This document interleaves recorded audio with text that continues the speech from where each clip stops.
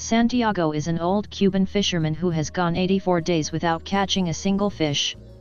Once a proud and successful fisherman, he now lives in poverty and loneliness in a small shack near the sea. A young boy named Manolan used to fish with Santiago, but his parents forced him to join another boat after Santiago's bad luck continued. Still, the boy deeply cares for the old man and visits him daily to help with his gear and bring him food. Despite his misfortune, Santiago remains hopeful and determined. The boy looks up to him with admiration, calling him El Campeón, because Santiago once won an arm wrestling match that proved his great strength and endurance. On the 85th day, Santiago decides that luck will change. Before dawn, he prepares his small skiff and rows far out into the Gulf Stream, farther than he has ever gone before, hoping to find a big fish. As the sun rises, he watches the flying fish, the turtles, and the birds around him.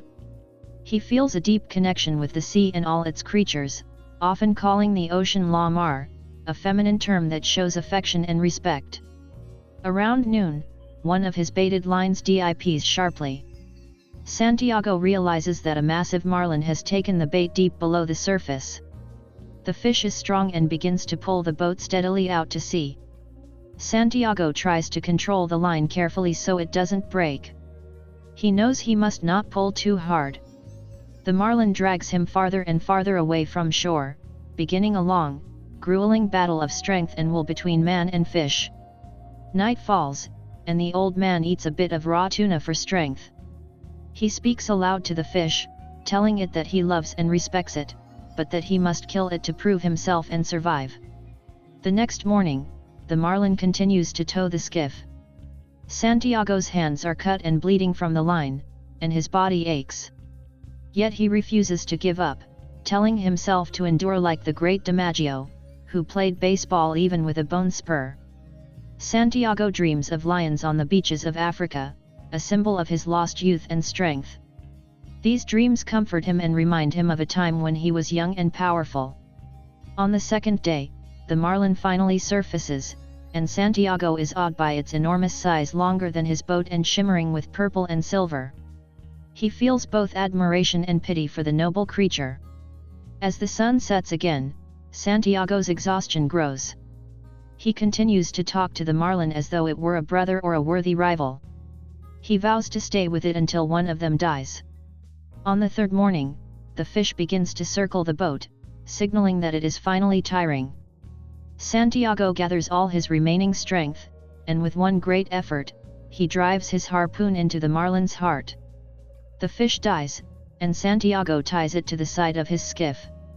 He feels triumphant but also humble, grateful to the marlin for its courage and beauty.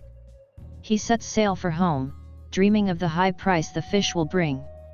But his victory is short-lived. As he heads toward the shore, a trail of blood from the marlin attracts sharks. The first shark, a mako, attacks, tearing into the marlin's flesh.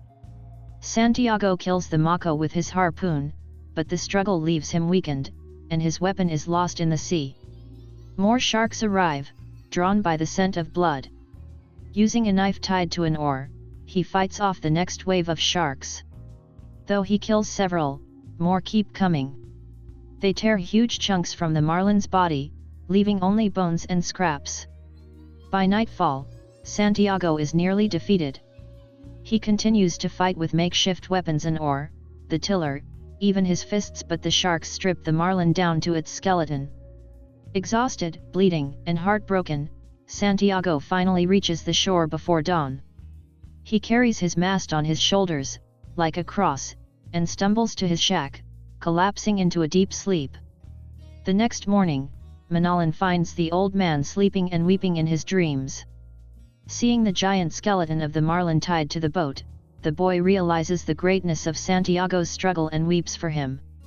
Manolan brings food and promises to fish with the old man again, no matter what his parents say.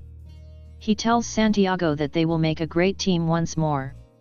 Meanwhile, tourists at the harbor look at the marlin's skeleton and mistake it for a shark. They do not understand what Santiago has accomplished or the greatness of his spirit. As Santiago sleeps, he dreams again of the lions on the beach, symbols of his youth, courage, and undying hope. His battle with the marlin has taken everything from him physically but restored his pride and dignity. Through his ordeal, Santiago has proven the essence of Hemingway's code hero: a man can be destroyed, but not defeated. His spirit endures even when his body fails. The Old Man and the Sea ends not with defeat, but with quiet triumph.